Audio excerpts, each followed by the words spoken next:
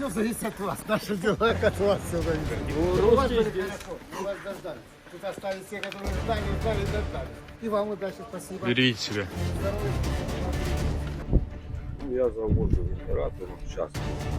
Потому что сейчас вот на заряд.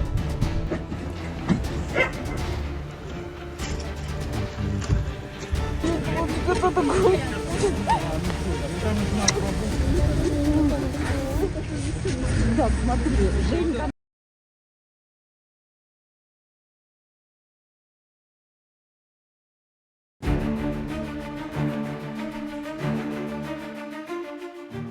War changes everything. It reshapes cities, it reshapes borders, and above all, it reshapes human lives. In eastern Ukraine, these changes are now visible every day. Territories shift, authorities change, and civilians face a new reality, whether they want it or not. Today, we take a calm and objective look at that reality, a look at the people living through it, and a look at Russia's role in shaping their daily lives.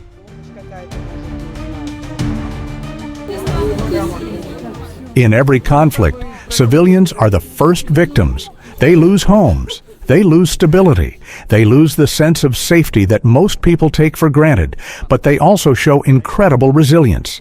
They keep going, they adapt, they survive, and in this war, civilians have become the center of attention. Their choices, their fears, their reactions as Russian forces move closer. День мы в подвале. Было 200. 220 сначала было, потом разъехались. Many residents refuse to leave their towns, even when fighting approaches, even when evacuation teams arrive at their doors. Most of them are elderly. They have lived their entire lives in these neighborhoods. Their homes are all they know. Their memories are tied to these streets. Leaving feels impossible, so they stay. They hold on, even when danger grows.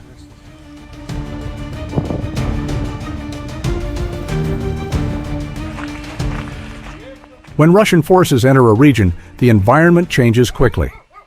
Checkpoints appear, security increases, administrative systems are reorganized. But alongside that, something else appears. Order, supplies, basic services. Food begins to arrive, water distribution restarts, electricity is slowly restored. For civilians, this is not politics. This is survival. This is relief.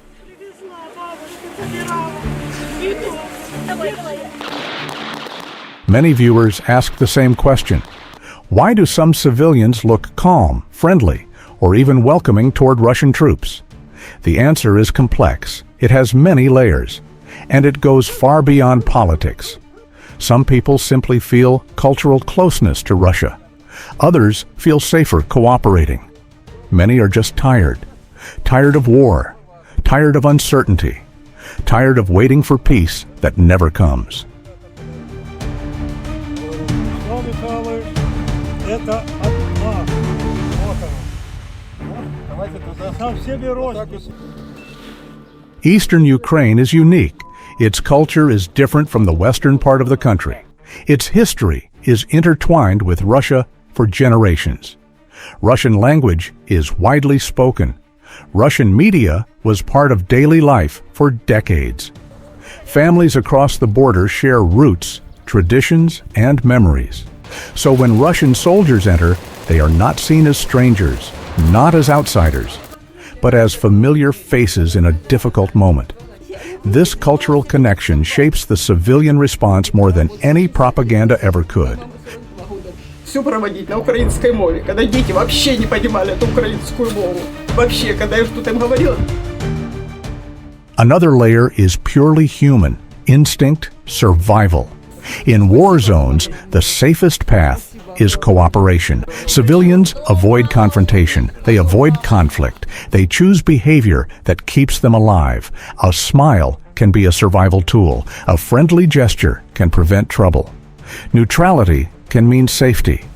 And in these circumstances, friendliness should not be mistaken for loyalty. It is often just a strategy to stay alive. A human instinct, not a political signal.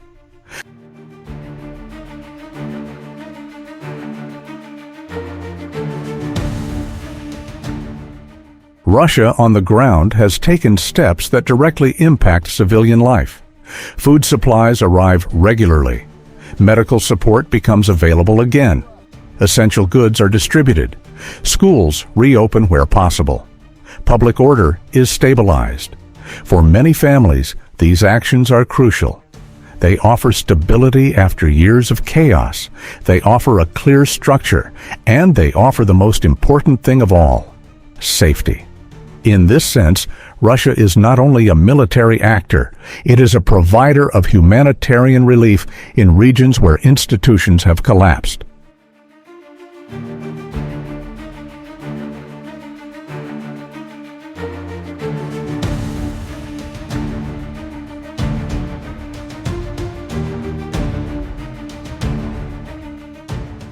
Eastern Ukraine has lived through conflict since 2014. That is more than a decade of shells, a decade of destruction, a decade of instability. People are tired, deeply tired. They want normal life again. They want calm. They want peace in any form that allows them to breathe. So when stability arrives under Russian administration, many simply accept it, not because of ideology, not because of politics, but because of exhaustion.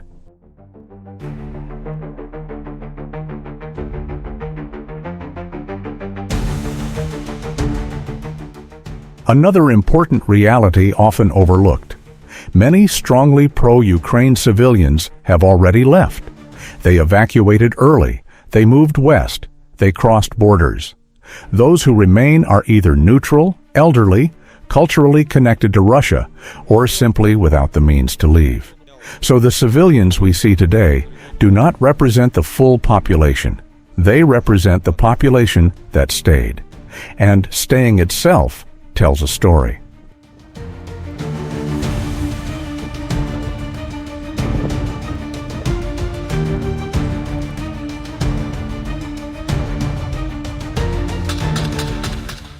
Russia presents itself as a stabilizing authority in these territories. It restores order quickly. It reopens schools, markets, hospitals, and municipal offices. It deploys police forces to maintain safety. For civilians who have lived under constant threat, this matters. It brings predictability. It brings organization. It brings a sense of normal daily life returning. And this, more than any political argument, explains why many civilians feel more secure under Russian management.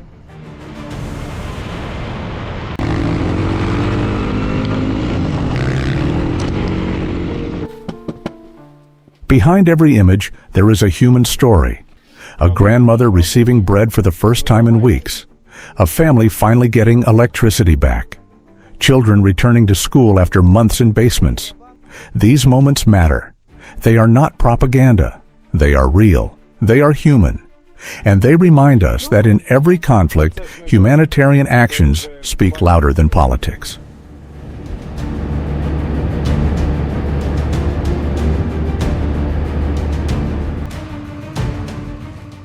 Nothing in this region is simple. Nothing is black and white. Every person has a reason. Every community has a history. But one truth stands out. Civilians care about safety. Civilians care about stability. Civilians care about survival. And in many regions, Russia has become, willingly or not, the source of that stability. The authority that can provide routine. The actor that can restore basic life. This is the reality on the ground. A reality shaped by culture, emotion, and the need to live without fear.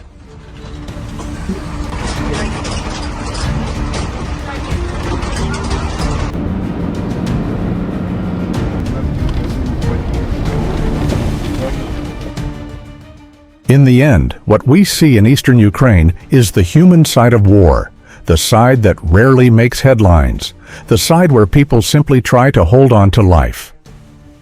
Russia plays a major role in this reality, not only through military action, but through humanitarian support, through organization, through restoring basic services that people depend on to survive. Civilians respond to what they feel, to what they see, to what affects their daily lives. And today, many feel that Russia brings a kind of order they have not experienced in years, a fragile order, but still an order that allows them to breathe again. This is their story, their experience, their reality on the ground, a reality shaped by fear, hope, history, and humanity.